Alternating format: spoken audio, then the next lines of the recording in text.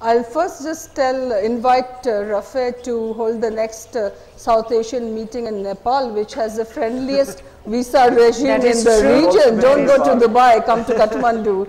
And I'll just like to also make a remark about what he said about the political log jams, for example, between India and Pakistan. And I think that is so true. By focusing on the bigger issues, the political issues, and leaving it up to the politicians and sometimes diplomats, I feel we get caught in these binds which are have become almost insoluble.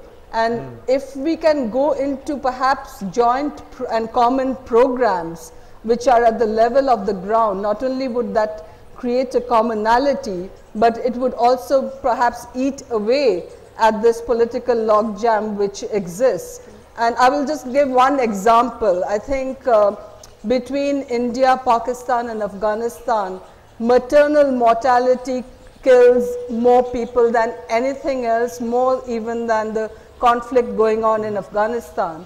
Why can't we have a cooperative program? Countries like Bangladesh and Nepal have actually made strides in this, in ways in which we perhaps in India and Pakistan don't even acknowledge. Especially in India, we think we are doing things very well. Why don't we have joint programs which cross the borders and use that to then feed back into the political process? As far as Nepal is concerned, yes, there is a young middle class, but there is also a great deal of frustration because the economy just hasn't taken off. I mean, I moved to Kathmandu 2 years ago and I was really shocked at how dependent Nepal is on goods coming in from India. Everything from household pots and pans to gas which is transferred on the highways and therefore costs perhaps twice as much in Nepal as it would in India. There is no infrastructure. As with Bangladesh, there are disputes over the water sharing arrangements with India. So there is this young growing youth, and I don't think they carry old hostilities, but the economy needs to really transform before they feel that they are alongside a cooperative neighbor in a beneficial relationship. Lily, in Bhutan, is there a change visible and palpable in the way young people or young professionals becoming middle class people, in the way they articulate what they would like to see happening vis-a-vis India, vis-a-vis anyone else? Right. Well, Bhutan has a very young population and a growing middle class, and because of that, in the last election, we saw emergence of 3 new political parties that was all advocating for positive transformation and positive change. And I think this indicates that in keeping with the changing environment, there is need for newer leaders, there is need for people are wanting change. And even though over last 4 decades of our development, our policy makers have done well for our country, I think because they had remained in power for too long, somehow people felt that there was a disconnect between the policy makers and people at the grassroots level. And in response to that, I think the 3 new political parties that emerged were all very representative of a young population, very representative of people from the grassroots, particularly my own party that was trying to advocate for positive change in the country. Okay. Anis, did this election, with all its awkwardness in taking off, did the middle class or young people actually play a role?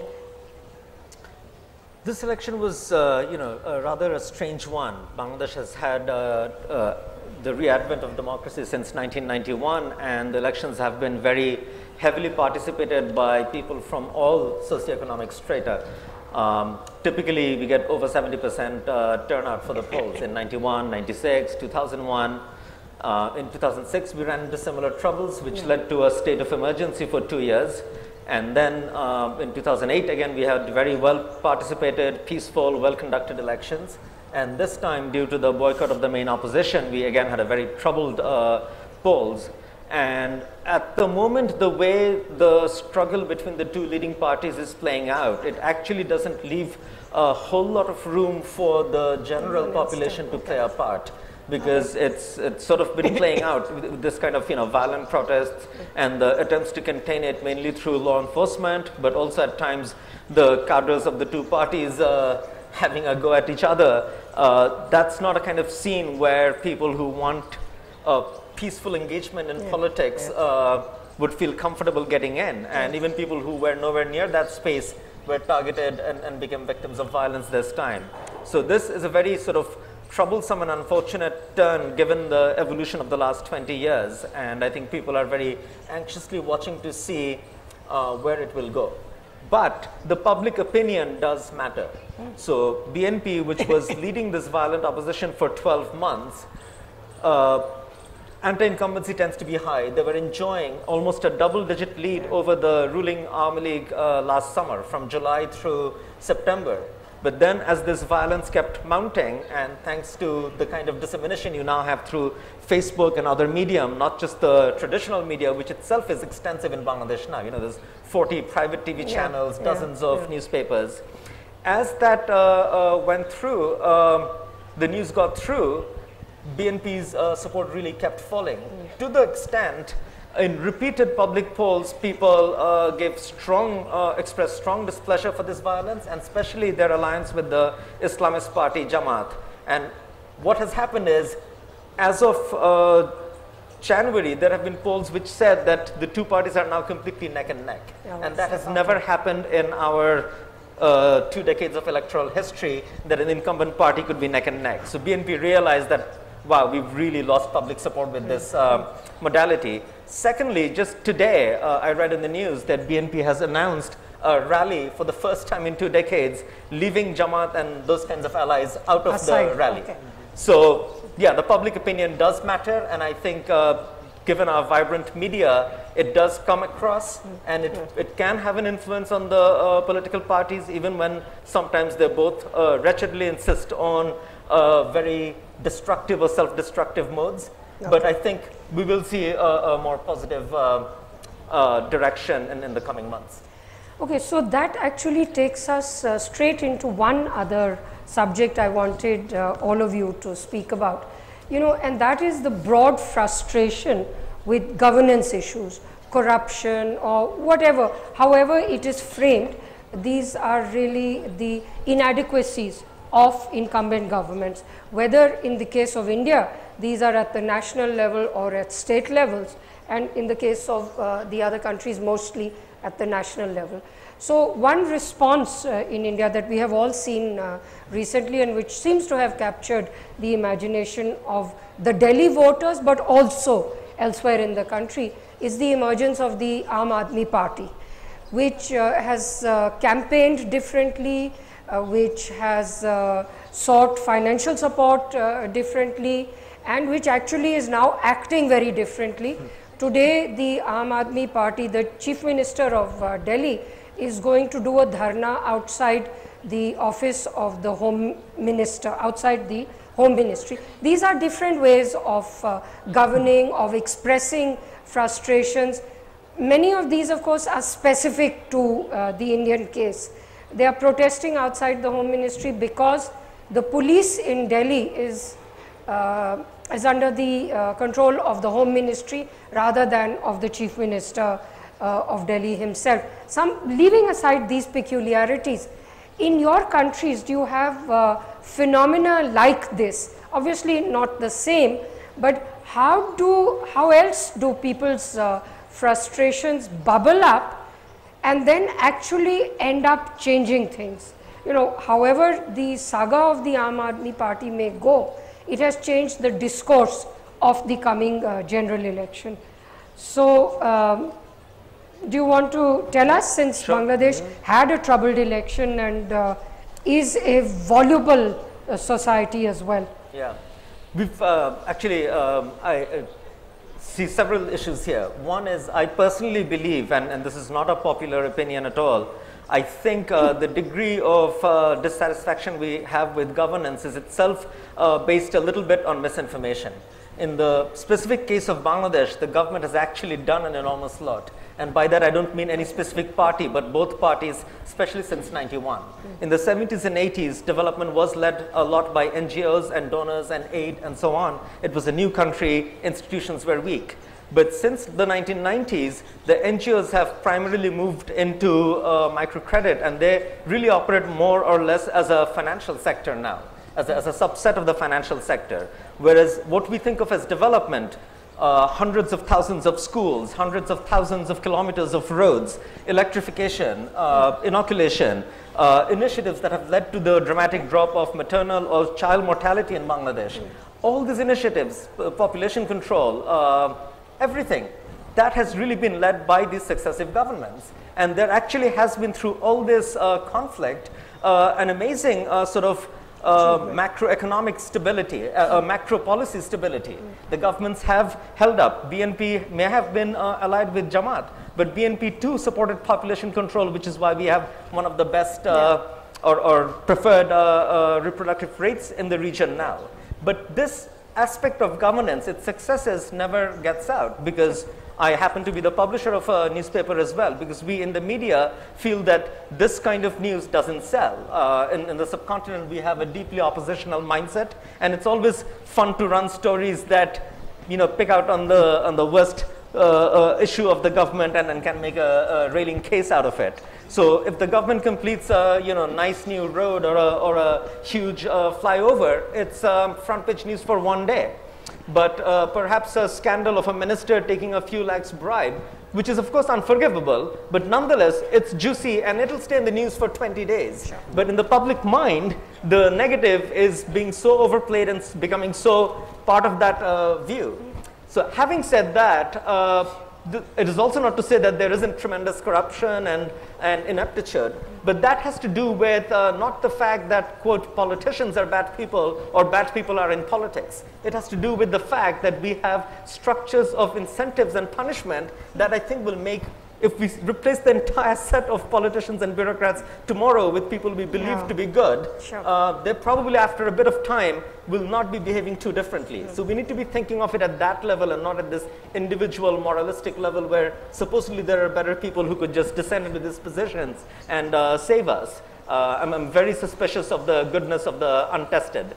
So from that point of view... Well, Anis wants a revolution. I just think that we have a situation where we sometimes express frustrations that are not necessarily fully justified. And but this social media, the expansive media, is starting to hold the powers that be more accountable as well. What would you say in terms of how are the frustrations justified or not? As he says, much has been achieved by governments in South Asian countries, but of course the dissatisfaction is always relative to what your expectations are. So what would be your take? How are these bubbling up and expressing themselves?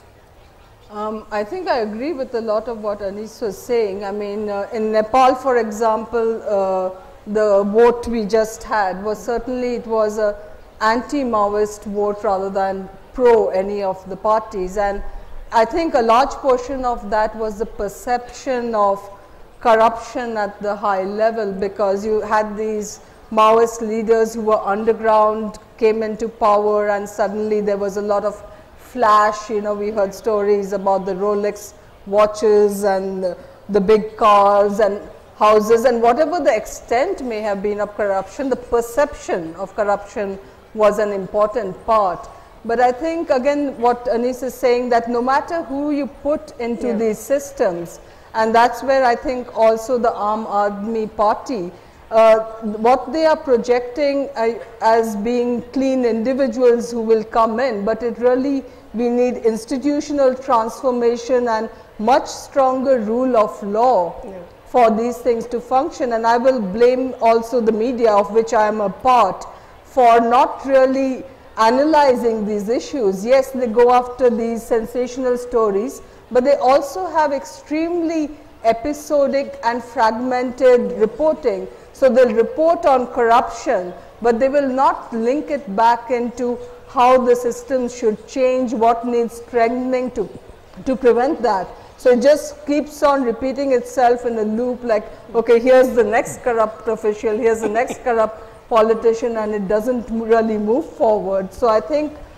Aam Aadmi Party, which some would say has perhaps, we saw perhaps a display of summary justice yesterday and day before, where their methods of cutting through this bureaucracy and getting to it, I would disagree with that approach, but it's a sign of the frustration that our systems are not working. Yeah.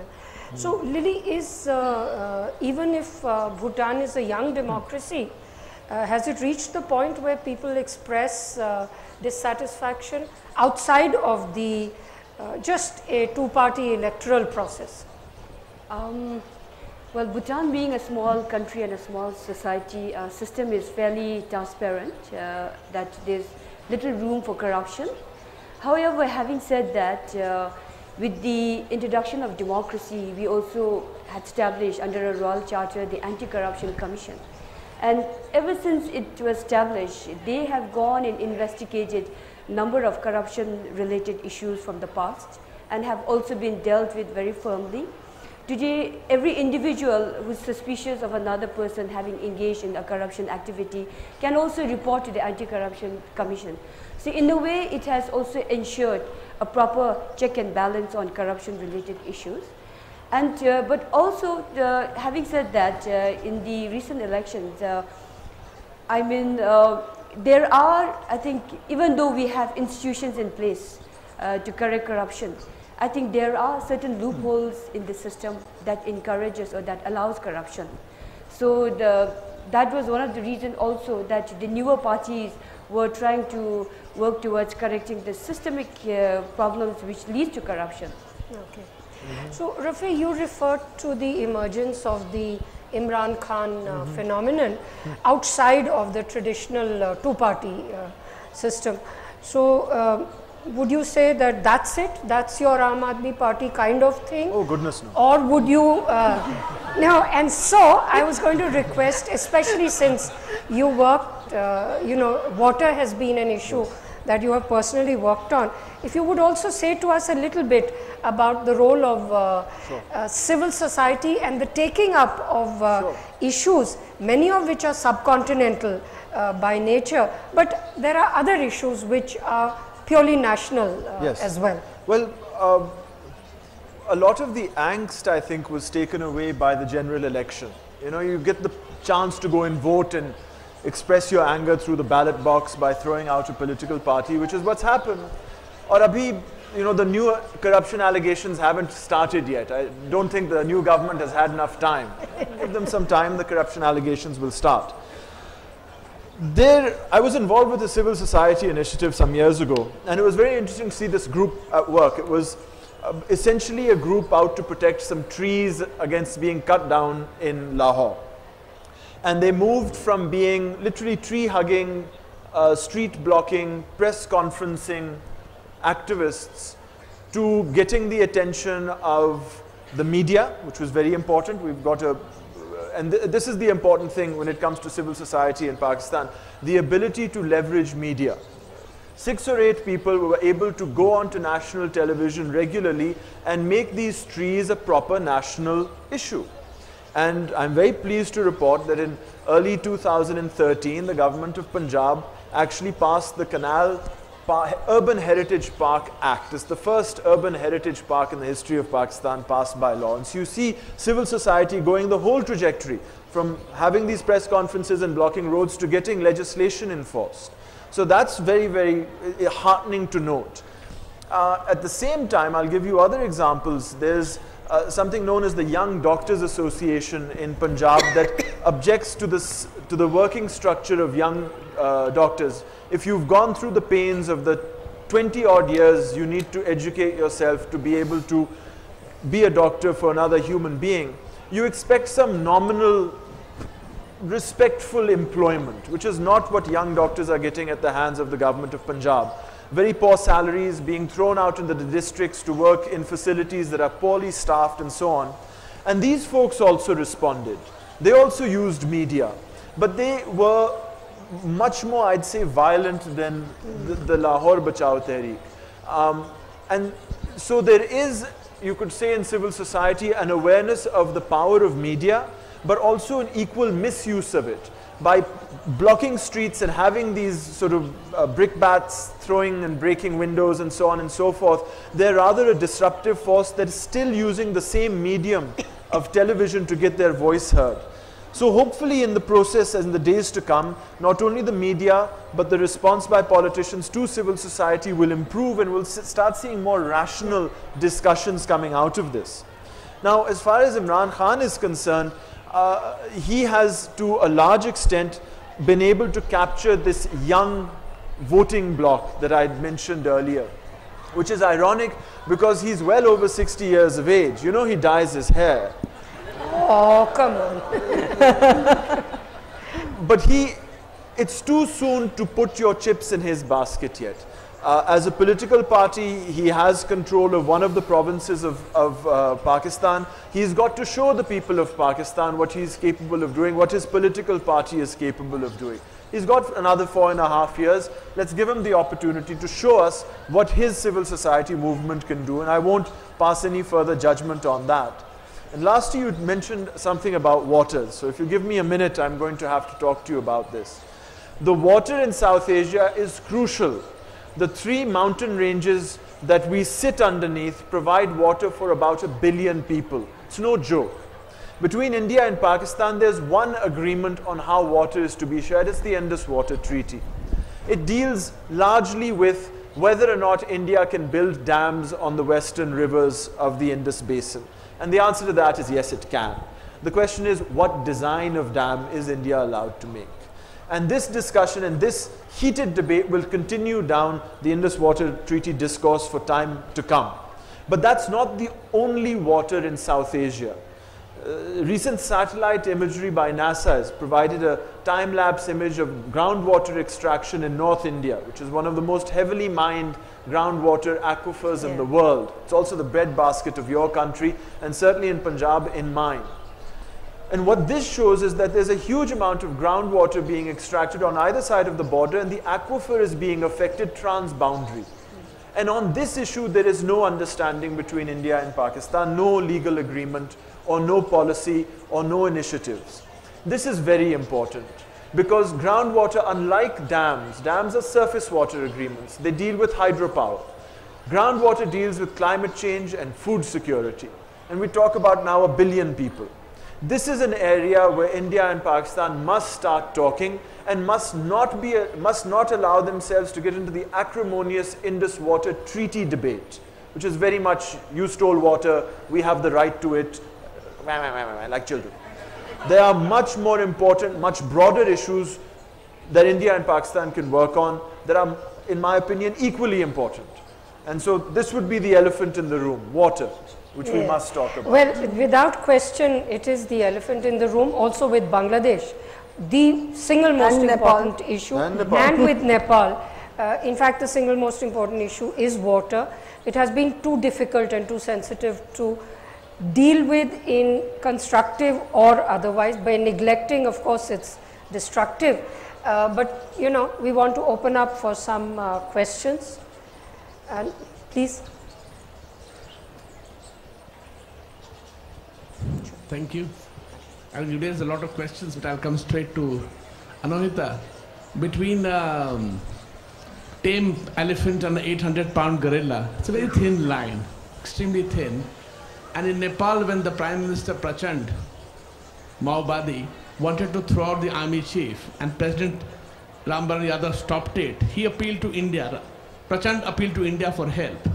India made it clear this is a domestic issue, we won't get involved. And India got accused for not doing enough to promote democracy. Where do you really draw a line on what you should do and where you really step back and say, no, this will not get involved, at the risk of being misunderstood? That's an interesting and a difficult question, because I agree with you that there is interference which is seen as a negative interference in all our neighboring countries. But from time to time, India is also asked to step in. I think what is probably the starting point is a more cooperative approach within the region, and going beyond the bilateral approach as well, which India often adopts, to looking at how the region can move forward together. So water, for example, not just India and Pakistan, but how is that going to then impact Bangladesh, or how is it going to impact Nepal? I mean, in the case of Bhutan is perhaps an exemplary what help that India has given for Bhutan's development of its water resources, but that is a very political statement. I think it's probably not a secret to you or to Neelam, having been a foreign service officer, but India's foreign policy in the region has a large component which is dictated by the Home Ministry and intelligence agencies, because India has this threat perception from its neighborhood. And I think somewhere that needs to change for India to become a genuine friend or a partner to its neighbors. Okay, Naveen, can we get a mic to Naveen Chawla? We'll come to you after. I'm a former Chief Election Commissioner and have been observer in Bhutan on 2 occasions, and I have a question for Lily Wangchhuk. I was there when you were contesting the election. After I left and before the final round, there was this withdrawal of the kerosene subsidy, which became an issue. May I ask you frankly, as a leader of a political party, what was your perception? Would you answer frankly? Sure. I think the former Prime Minister's, is alleged to have made overtures to China, and I think this clearly indicated that it probably didn't go well with the Indian government, and it clearly indicated some sort of an interference in the Bhutanese domestic politics. Having said that, I think in recent years, I think India's relationship with its neighboring countries has largely been unfriendly, and I think it would be in India's interest to, I think, try and win over its neighbors, and not only for, to promote security and peace in the region, but I think it's also in the interest of geopolitical economic interests of India that it is so important to maintain and win over all the neighboring countries in the region. As far as Bhutan is concerned, I think our relationship with India has been uninterrupted, and it has been remarkable. And Bhutan has currently 472 square kilometers of disputed land with China. And so far we have had 20 rounds of talks with China over this disputed land, which has now become an annual event. And China on many occasions have even indicated that this land will be conceded in exchange of a comparatively small area of disputed land bordering Sikkim, or in other words, the chicken neck. But I think in the interest of our friendship with India, the Bhutan has protected India's interests, even if it means over our own national interests. And I think this is a true indication of our unwavering loyalty and friendship with India. And I think in an increasingly alienated world that India is going through, Bhutan is probably the only silver lining. And we will continue to remain a loyal friend to India. But I think as far as other neighboring countries are concerned, I think it may be in India's interest to see where you have gone wrong in your diplomacy and foreign policy affairs, and how you can win over your neighbors, and how you can win the goodwill of the neighboring countries in the region. Because especially in light of the increasing Chinese influence in the region. I think it is likely to affect India's dominance and influence in the region. And this is what I would like to share as a citizen from a neighboring country. Thank you.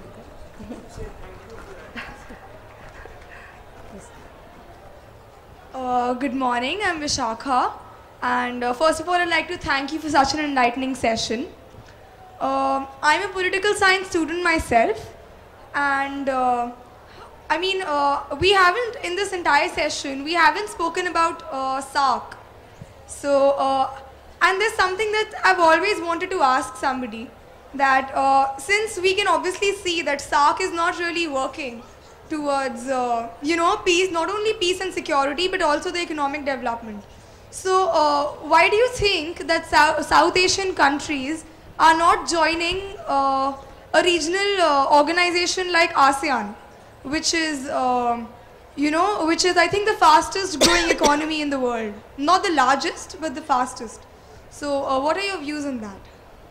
Can I respond to SARC? Yeah, I was going to ask you, since you write on all of South Asia, do you want to take that? I sometimes like to say that SARC was set up to kill the idea of South Asia. If you have a good idea, institutionalize it, and it's probably dead. Well, that's nice, and it's a nice journalistic take on the issue. But I would just like to respond with a little more detail. One is, of course, you can only join the regional organization of the region that you're in.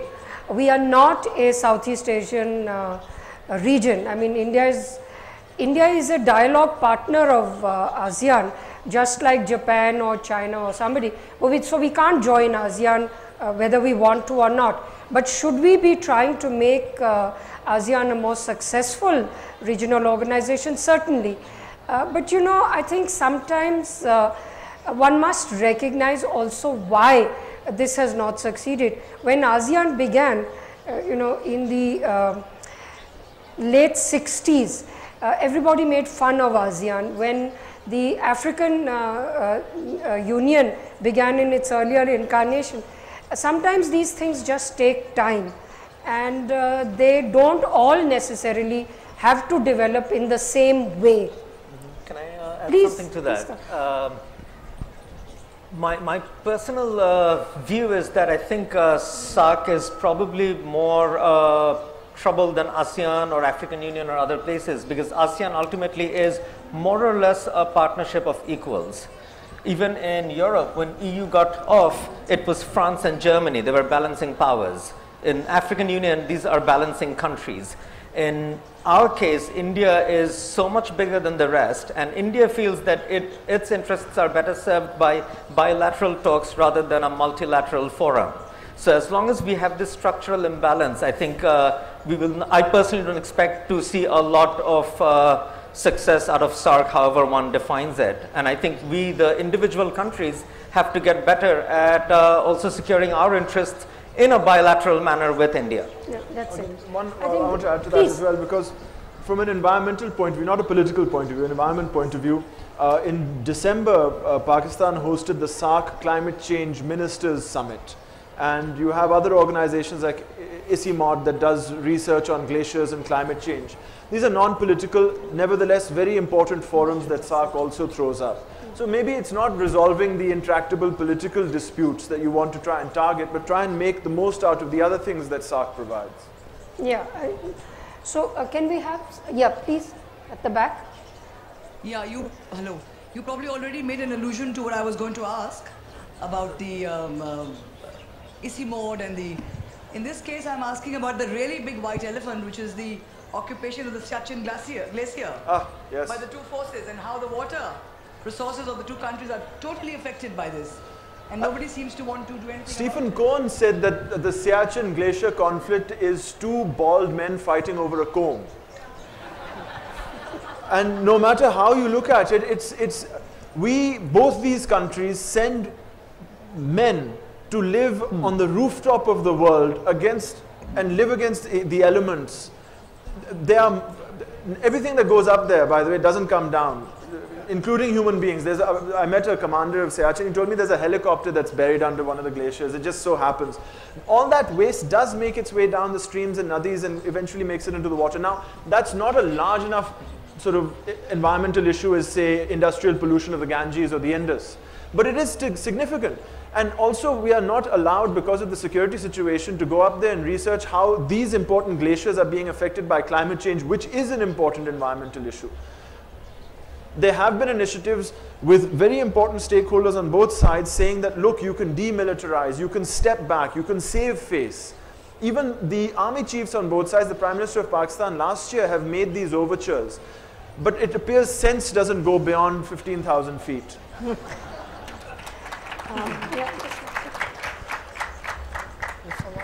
Hi, my name is Saurabh, and thanks for this enriching discussions. The question to the panelists is, like, there's been intervention by the Chinese and the Chinese government for a lot of development projects in the South Asian countries. Now, is this a support is real genuine, or is it for the counterbalancing of the India? No, I think this we'll get a Chinese panelist next time, and maybe you'll have to put it to them.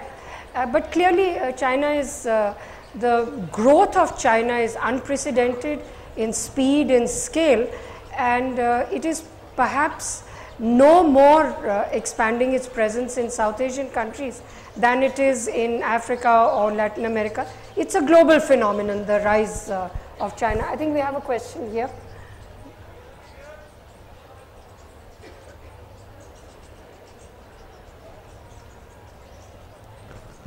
Hi, I wanted to point to Ahmed and point to another elephant in the room, which is Pakistan and Bangladesh's relations. What do you make of these trials that recently took place, and sort of how do you look at it as a Bangladeshi when you have sort of leaders in Pakistan who are calling Abdul Qadir Mullah, who was recently hanged, a martyr? What do you make of this as a Bangladeshi? And do the youth in Bangladesh, I've always been curious as a Pakistani, how do the youth in Bangladesh now see Pakistan? First of all, in Bangladesh, the war crimes trials continue to have enormous public support in repeated polls, even after the violence, even after the one execution that's taken place. Polls indicate that up to 80% of Bangladeshis support these trials. They feel that it's important to, the genocide that happened in 1971 is an event of such enormity, and one that has been so much ignored by the global community that it sort of is now left on us to come to some kind of terms with it. So Bangladeshis do acknowledge that the trials have been in many instances less than perfect, but they also believe that they have been adequate, that they're very important for us, for our national historic reconciliation, for moving forward. Bangladeshis were, of course, not happy at all with the statements that came from the Pakistani parliament. The statement we would have liked to see was an apology, not whatever we saw.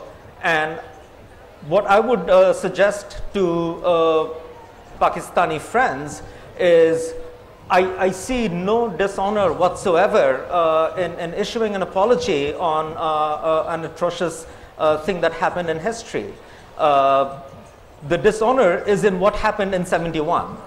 And as long as the Pakistani state or government refuses to take some kind of responsibility for it and show some kind of accountability for it, they are actually, in a sense, keeping an entire population, including an overwhelming majority who had nothing to do with 71. People of your generation who were probably even born after 71.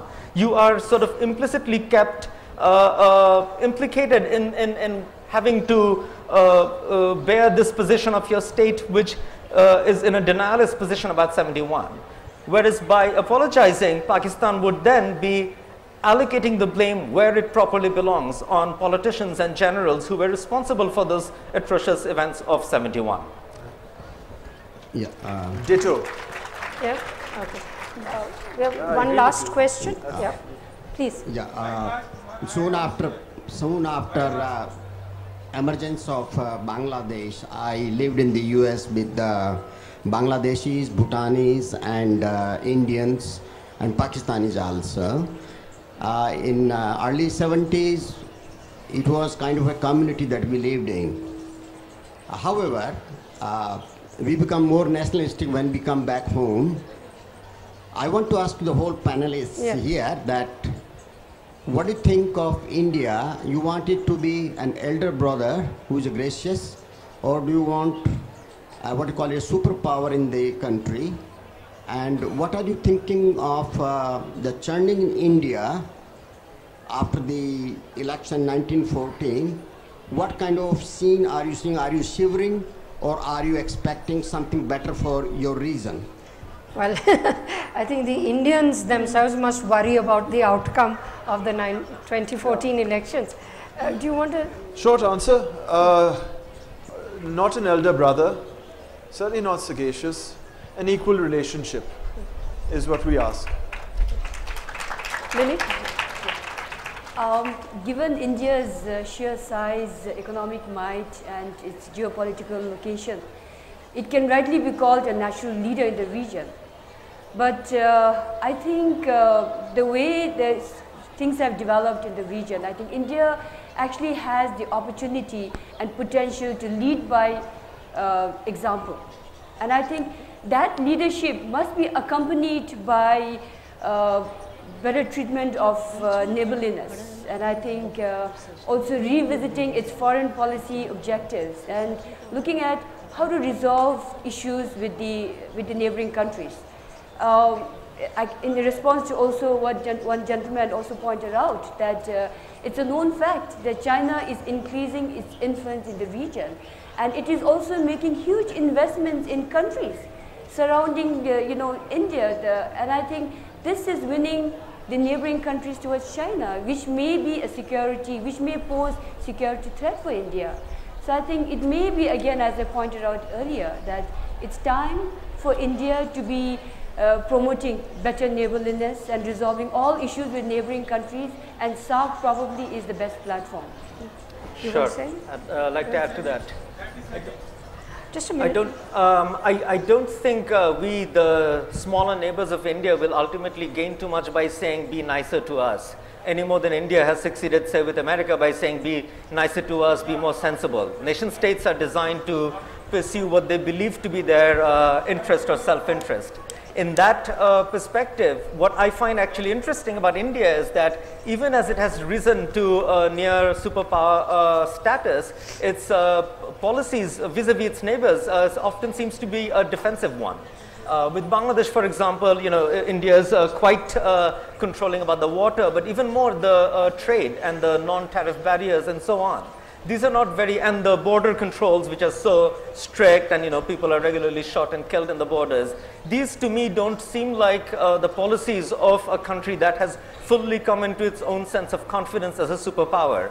And what it does is, on the one hand, Bangladeshis of the new generation actually have quite a bit of resentment towards India because of these reasons, even as they're also completely in love with Bollywood and watching Indian movies all the time. The two things coexist in their minds with no contradiction. And another thing is, India, by taking this defensive policy, has actually also become less important in the minds of Bangladeshis in ways that I think most Indians are not aware of. When I was growing up in the 70s and 80s, news of India was front page almost every week. Now it rarely is, because our trade with India is so small that in this global era, we have much bigger trading partners. Bangladesh does more trade with people in Europe and is probably growing faster with Brazil or somebody else. So, you're kind of, in a sense, diluting your potential influence and engagement with a close neighbor by having this defensive policy. So in 10 years, in 15 years, nothing has, and India's defensive policies have not stopped Bangladesh's progress. So in 10 years, in 15 years, when Bangladesh becomes somehow positioned to be seen as important enough, etc., you will have to negotiate slightly different terms, but then you'll be doing it from a position of less influence. Fair enough. Do you want to say something? Yeah, very briefly. In a lot of sessions, I saw the audience clapping quite a lot when there was criticism of US imperial tendencies and overreach. We clearly have the ability to recognize imperial overreach when it's before us. I think we should use those tools within our country now. Yeah. So, I know, but yeah. So I want to thank everybody very much. I also, just as a former diplomat, would remind our neighbors that one of the issues in India conducting its foreign policy, and this is a new phenomenon we will all see more and more, and that is the role being played by state governments. And that will become more and more significant. So I would invite India's neighbors to build up understanding, yes, but also relationships with states that border them. That can be ways to make the relationship more productive. Thank you very much, and thank you to the audience. Thank you so